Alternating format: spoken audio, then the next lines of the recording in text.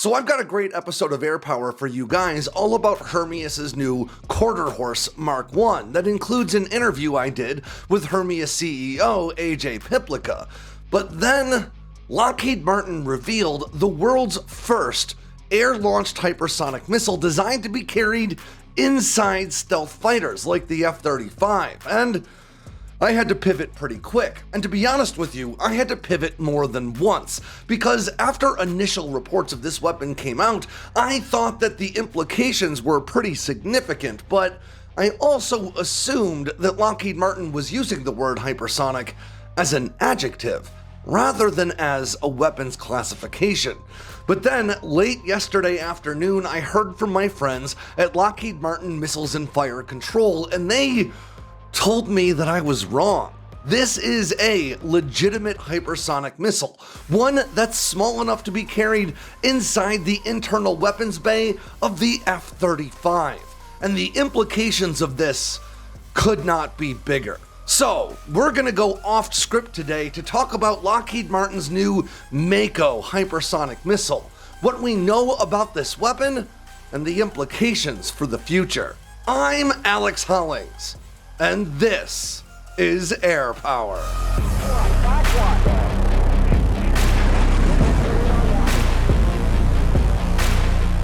In case you hadn't heard, earlier this week, Lockheed Martin unveiled the world's first air-launched hypersonic missile designed to be carried internally by stealth fighters like the F-35 and F-22, marking what could be the single most significant development in hypersonic weapons technology since the first Russian and Chinese hypersonic weapons entered service. Or at least, that's what this new weapon, dubbed MAKO, could be, provided that the US Navy opts to put it into production. This potentially game-changing missile was revealed at the Sea Air Space 2024 event earlier this week and was first reported on by Naval News. And to get some of the context out of the way, modern hypersonic missiles are defined by their ability to maneuver while traveling at sustained speeds in excess of Mach 5. And this is an important distinction from other high-speed weapons like ballistic missiles, which can travel at speeds maybe even above Mach 20, but are considered easier to intercept due to the predictability of their ballistic flight paths. And as I mentioned at the top, when news initially broke about this weapon, I just assumed hypersonic was being used as an adjective. We're talking about a missile that's only 160 inches long. That's more than 10 feet shorter than Russia's Kinzhal air-launched ballistic missile. So the fact that Lockheed was able to make a weapon that can cover hundreds of miles and maneuver while flying at sustained hypersonic speeds that's small enough to cram into the weapons bay of an F-35 is a pretty mind-blowing proposition. So much so that I reached out to Lockheed Martin Missiles and Fire Control to ask them if this was a legitimate hypersonic weapon or if it achieved hypersonic speeds by flying along an arcing ballistic flight path like Kinzhal.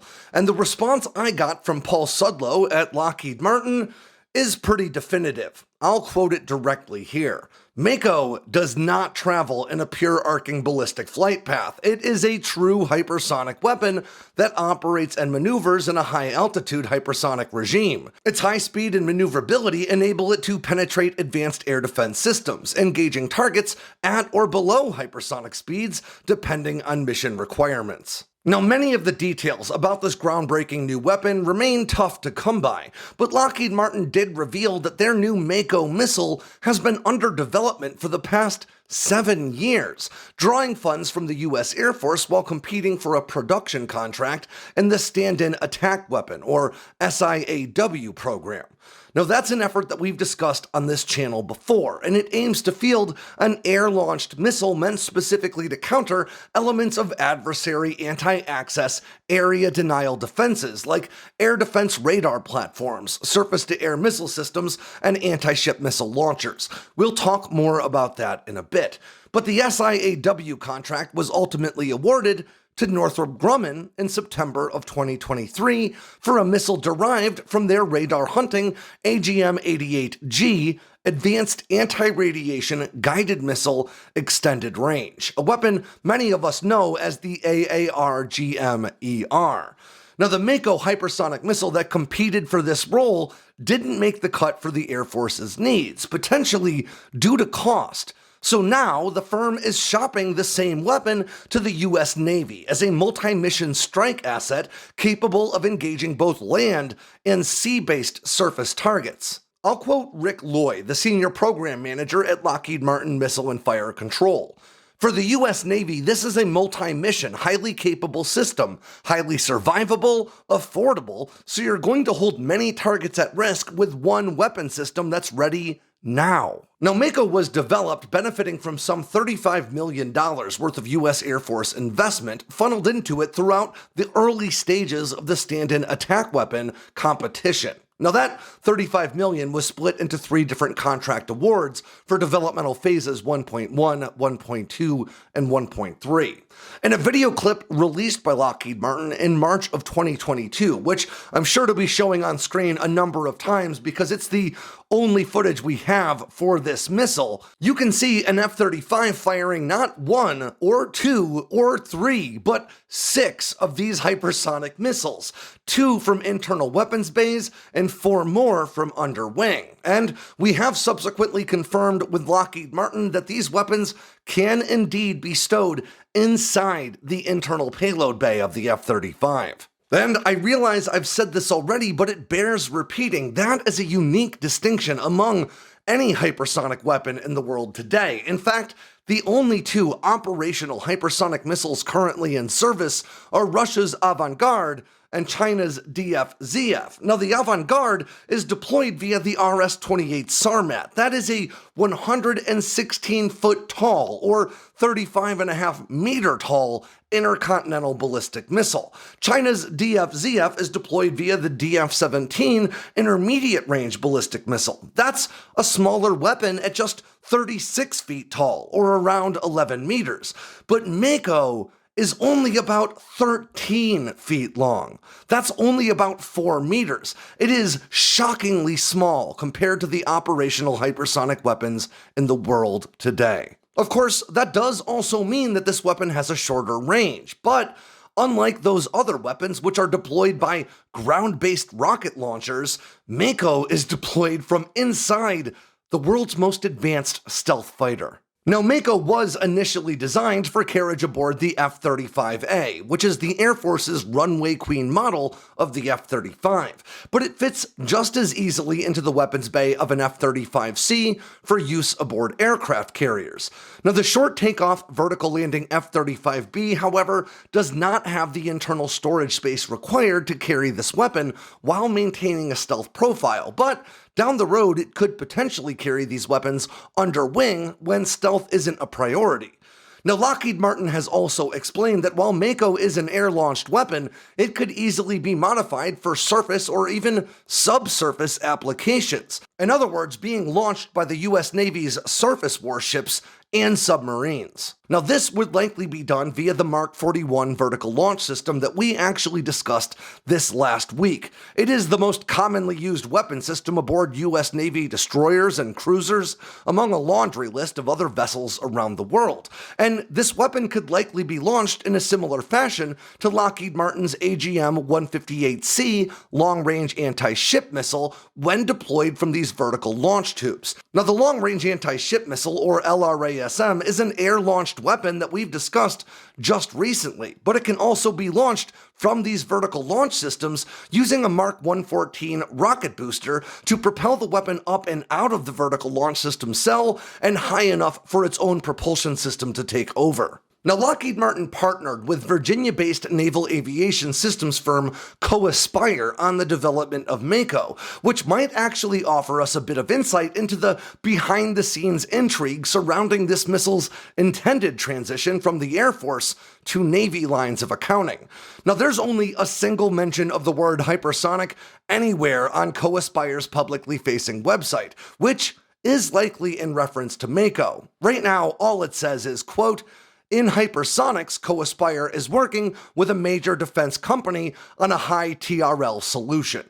Now, high TRL in this context means high technology readiness level, suggesting a weapon that is ready to move into realistic testing or maybe even production.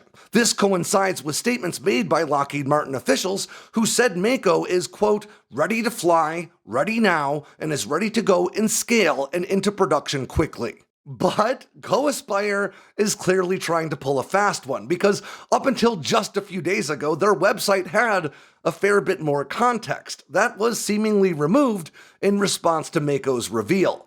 Up until recently, the Co-Aspire website had a longer blurb that read, quote, Co-Aspire has a hypersonic missile solution accepted by the US Navy and placed in an other transaction opportunity, or OTA basket, a contract vehicle for future consideration by the service for funding. Now, the website went on to say that this, quote, solution also leverages previous work by a major defense company. Now, OTAs, or Other Transaction Authority Agreements, refer to a streamlined acquisition process meant to supersede the typical Federal Acquisition Regulation, or FAR-based model of contracting. OTAs allow the military to rapidly acquire critical technologies or capabilities that aren't already being pursued through publicly funded programs of record, the official weapons programs that we all hear about. Now, usually, Other Transaction Authority procurements go through smaller, non-traditional contractors like you might consider Co-Aspire to be, though they clearly do a great deal of contracting work. Now, the OTA basket provision allows the military to take proposals from industry that are deemed valuable but don't currently meet a formally stated requirement of the force and are therefore not a funding priority. Programs that are approved for the OTA basket can stay there for 2 years or more, where they can be adopted for modification by other ongoing weapons programs, or may see funding near the end of the fiscal year when sweep-up funds or leftover budget becomes available. And if not, they may see intentional allocations of funds in the following year's defense budget. You see, for a weapons program to be funded, the military needs to first ask for it, and that's where the lines of accounting come from. But the OTA basket is a place the Navy can put good ideas they didn't think to ask for, good ideas that are brought to them, and as such don't currently have lines of accounting allocated to them. That good idea can stay in the OTA basket for a year or two while the Navy finds a way to come up with the money. Now, I don't want to read too much into this because the Co-Aspire website does not specify that they're talking about the MAKO missile. That just seems very likely. And if they are talking about the MAKO, the fact that this weapon was put into the OTA basket might offer us some insight into the missile's capability set. Because, as I just explained, you don't put a weapon in the OTA basket if you have a current program that could actually fund that weapon. And we know the Navy is actively developing an air-launched hypersonic anti-ship missile. That weapon, dubbed HALO, short for Hypersonic Air-Launched Offensive Anti-Surface, aims to field a long-range anti-ship capability for the US Navy's Super Hornets. And if Lockheed Martin's MAKO missile met the requirements for the HALO program, we can safely assume the Navy would have shoved the MAKO into this competition for that contract. And the fact that they instead put it in the OTA basket suggests that MAKO does not quite meet the requirements for HALO, and that's likely not due to speed. In April of last year, Naval Air Systems Command Rear Admiral Stephen Tedford explained that despite the HALO missile's hypersonic moniker, it's entirely feasible that this new weapon won't be hypersonic at all.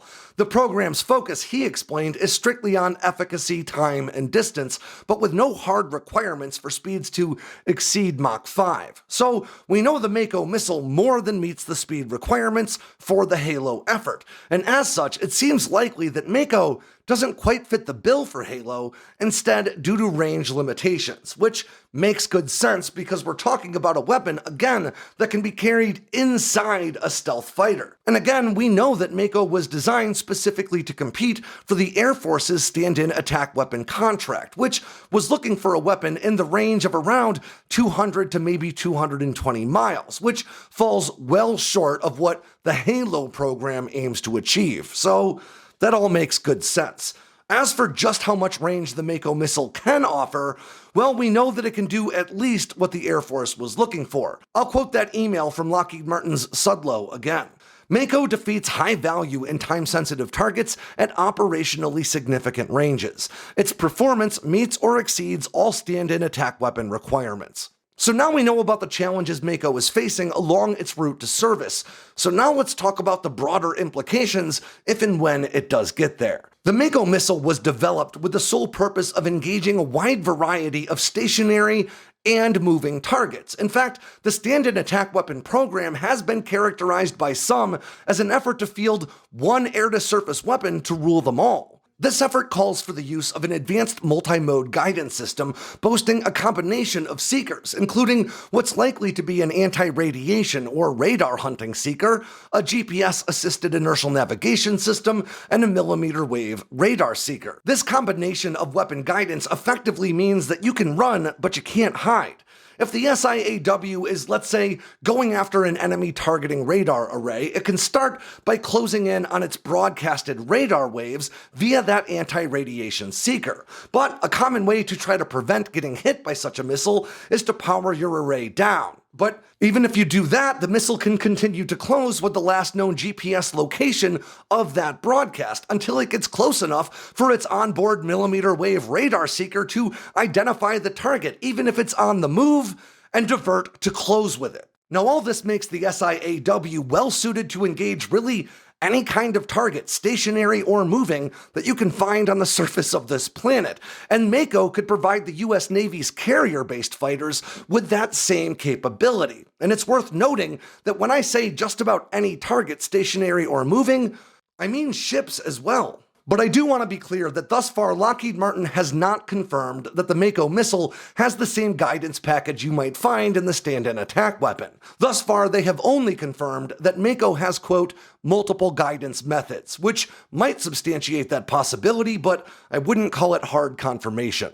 Now, according to Rick Loy, the senior program manager at Lockheed Martin's Missiles and Fire Control Division, this weapon has already been physically fit tested in the F-35 and digitally fit tested aboard the F-22, F-16, F-15, F-A-18 Super Hornet, and even the Navy's P-8 Poseidon.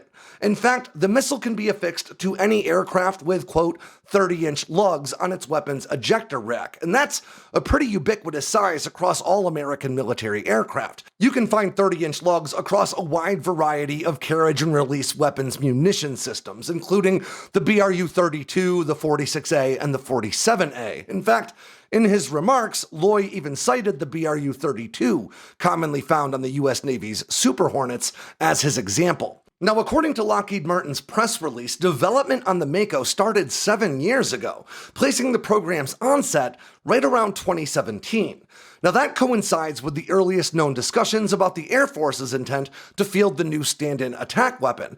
But interestingly, it predates what we generally consider to be the onset of the modern hypersonic arms race, which really began with a speech delivered by Russian President Vladimir Putin on March 1st of 2018. And I can't help but wonder if that may be part of why the MAKO missile really sort of defies classification in the current categories of hypersonic weapons we know today. As we've covered over and over on this channel in the past, modern hypersonic missiles are much more than just fast, despite their popular perception. Hypersonic as an adjective may mean anything traveling faster than Mach 5, but as a weapons classification, it has much more rigorous requirements.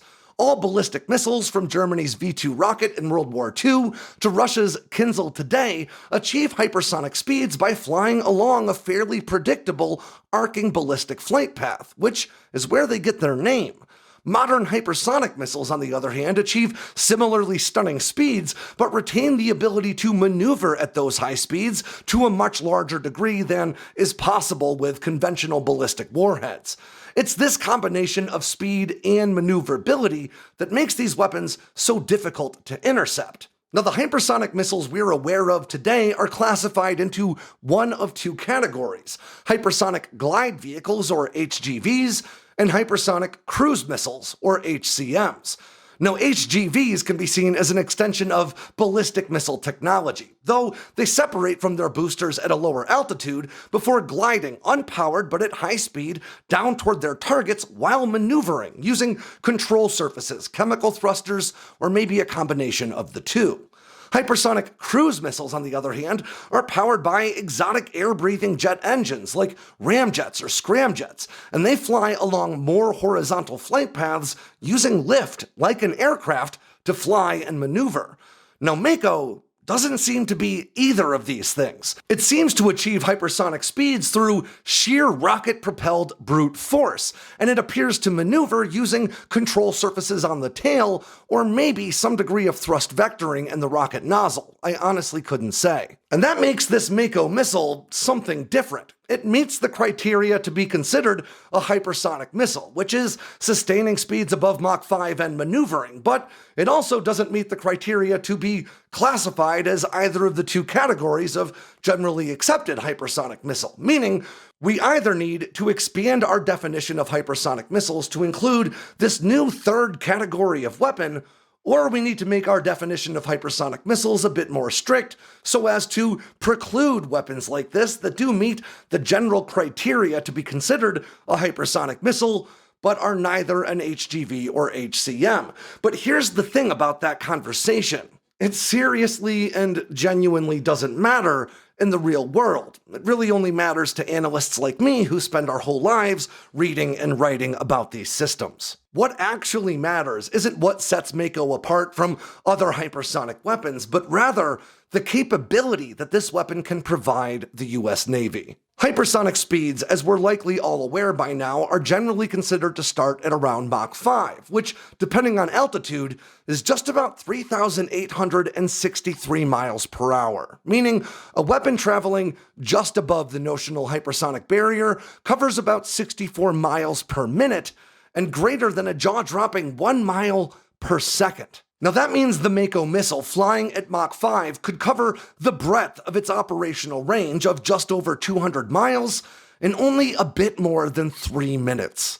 At these speeds and distances, air defense assets would already face a massive undertaking in trying to calculate its trajectory and launch an interceptor capable of engaging the missile before it closes with its target. But that challenge becomes all but untenable when you consider that the launch itself could come from practically anywhere, because these weapons would be carried internally by the world's most advanced stealth fighter. At the end of the day, whether our understanding of hypersonic missiles expands to absorb MAKO and similar weapons or contracts to preclude them doesn't really matter at all, because as I've been saying for years now, fielding the first or the fastest hypersonic missile may win a nation headlines and geopolitical prestige, but fielding the right missiles for a nation's warfare doctrine and existing platforms can win actual wars. What ultimately matters is not how any single weapon or system performs, but rather how that system can be used alongside other weapons and systems. Warfare is a complex web of technology, training, and personnel. It's like a race to put together a million-piece jigsaw puzzle. The individual pieces only have real meaning when assembled together to form a larger, cohesive image. The characteristics of any single piece are only really important as a measure of how it fits into the big picture. This is why Russia's avant-garde is practically strategically meaningless. It's designed to ferry nuclear warheads to American soil in the same way Russia's existing ICBMs and SLBMs already very much could. It's a bright and shiny puzzle piece that Russia is trying to cram into a spot that's already filled. This is also why China's similar hypersonic weapon, the DFZF, represents such a potent threat, because it was designed to offer a new capability that complements China's existing anti-access area denial strategy. But while both of these weapons are fired from land-based launchers that can only be found in pretty specific geographical locations, making identifying a launch a somewhat easier enterprise, the strategic value of the 1-2 punch provided by a hypersonic air-to-surface weapon that can be carried inside advanced stealth fighters without compromising their stealth profile is hard to overstate. Especially if this weapon comes with the stand-in attack weapon's initial projected cost of only around $3 million per unit. But, and there is always a but, It's important to note that this weapon is, so far, still more concept than munition. Lockheed Martin's involvement in the SiAW effort concluded with Northrop Grumman being awarded a follow-on contract to begin building and testing real missiles, meaning MAKO has not yet breached the digital barrier into the real world. So, while the design appears to be very mature, it's still not a sure thing. And as such, whether or not the MAKO missile makes it into service for the US Navy remains to be seen. But if you ask me, it seems like a pretty darn good idea. And with that ends this very short-fused edition of Air Power from Sandbox News. I'm Alex Hollings. Make sure to swing by sandboxnews.com today and every day for all the latest in news, entertainment, and motivation from all around the force. If you got anything out of today's video, make sure to click like and subscribe down below, and leave me a comment so I know what I should cover next. And of course, don't forget to tap on that bell icon so you never miss a drop from Sandbox News.